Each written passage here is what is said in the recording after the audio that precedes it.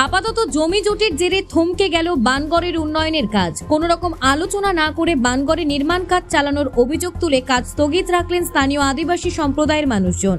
বানগড়ের মূল এলাকায় দীর্ঘদিন ধরে স্থানীয় আদিবাসী সম্প্রদায়ের মানুষেরা চাষবাস করে আসছেন। তাদের সঙ্গে কোনো রকম আলোচনা না করে নির্মাণ কাজ চালাচ্ছেন বলে অভিযোগ। এর ফলে বানগড়ের নির্মাণ কাজ আপাতত স্থগিত করে দেবার পাশাপাশি আলোচনার দাবি তোলা হয়।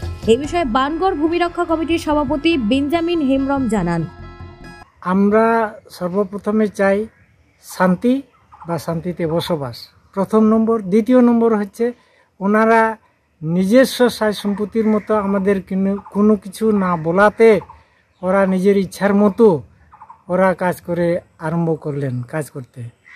তো আমাদের এটাই ক্ষোভ যে আমাদের যে রায়তের সম্পত্তিগুলো আছে তাদের সঙ্গে একটু না বসাপড়া করলে আমরা খুবই দুঃখিত। এই বিষয়ে বানগড় ভূমি রক্ষা কমিটির অন্যতম সদস্য সুব্রত মুর্মু জানান, বানগড় নিয়ে সীমানা বাজারে একটা কাজ চলছিল। তো এটা প্রত্যেকেরই অবগত আছে যে বানগড়ে অনেক ধানি জমি বা চাষি জমি আছে। এবার যে কাজটা শুরু হয়েছে তার মাস্টার প্ল্যানটা আমরা এখনও জানি না কোন দিক থেকে কাজটা শুরু হচ্ছে বা কোন দিক থেকে যাচ্ছে। তো এর আগে যেটা আলোচনার ভিত্তিতে ঠিক হয়েছিল তাতে এটা ঠিক ছিল যে বানগড়ে যে শুধুমাত্র টিভিটা আছে সেটাই ঘেরাবন্দি বা পাঁচিলবন্দি থাকবে এবং যিনারা সেখানে আছেন জমির মালিকানা তাদের সাথে বসা হবে। কিন্তু পরবর্তীকালে দেখা যাচ্ছে যে বৃহৎ আকার দিয়ে একদম রাস্তার পাশ দিয়ে গা ঘেঁষে কারোর সাথে কোনো রকম আলোচনা না করে যারা জমির মালিক আছেন তাদের যা না নিয়ে সে ঘেরার কাজটা চলছে। তো এমত অবস্থায় প্রত্যেকে একটা ভয়ের মধ্যে আছে যে পরবর্তীকালে আমাদের কি অবস্থা হতে পারে বা কি হতে পারে। তো কাজটা বন্ধ আছে এর অর্থ এই নয় যে কাজটা আমরা বন্ধ করে দিয়েছি।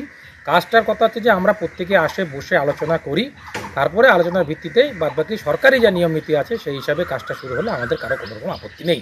কারণ যেহেতু জমির মালিক না আমাদের মধ্যে আছে, আমরা পেয়েছি, কাজে আমাদের সাথে একবার বসে সেই জিনিসটা শুরু করতে পারলে ভালো। বানগড় আমাদের একটা ঐতিহাসিক জায়গা, গোটা বিশ্ব জানুক বানগড়ের ঐতিহ্যকে। আমরা গর্বিত হব বানগড়বাসী হিসাবে সেটা জানার জন্যে।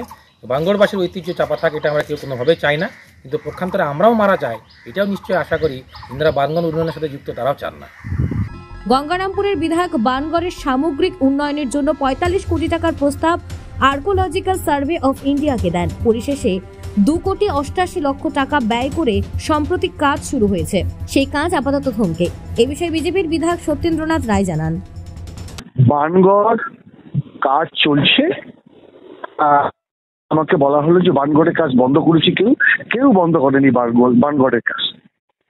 বানগড়ের কাজ চলছে ১৩০০ মিটার, যেটা একদম পূর্ব দিকে মন্দির থেকে আরম্ভ করে উত্তর দিক পর্যন্ত কাজটা চলছে।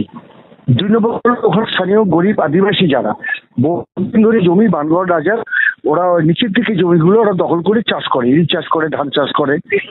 তো ওদের কোনো কাগজ নেই, বা ওটা সত্তর যে কাগজ থাকবে সেটা ওরা পায়নি এখন পর্যন্ত।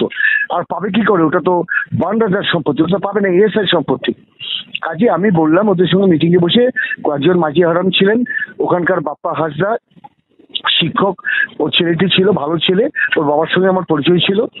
তো সেখানে কথা হয়েছে ওদের সঙ্গে যে আমি চেষ্টা করবো, আজকে দিল্লি যাচ্ছি আমি কালকে, এবং আমি এসআইকে ডিজিকে বলবো যাতে আপনাদের নিচের যে জায়গাটা আছে সেই জায়গাটা আপনাদের সত্ত্ব পাইয়ে দেওয়া হবে। ডিএম সাহেবকে আমি বলেছি আপনারা সত্ত্ব পাবেন, বাকি উপরের ঢিপিটা যে আছে ১২০০ একর সেই জায়গাটা আমরা বাউন্ডারি করে নিয়ে সেখানে আমরা ট্যুরিজম স্পট করবো এবং বানগড় হবে। ওই নিয়ে ওদের যথেষ্ট আনন্দ। ওদের কোনো কিছু এই যে প্রচার করা হচ্ছে এই ব্যাপারে কিন্তু ঠিক নয়। ওরা কিন্তু চাইছে বানগড় হোক, বানগড় হলে আমাদের সকলের উন্নয়ন হবে। গঙ্গারামপুর থেকে বিশেষ প্রতিবেদন, নিউজ টুডে।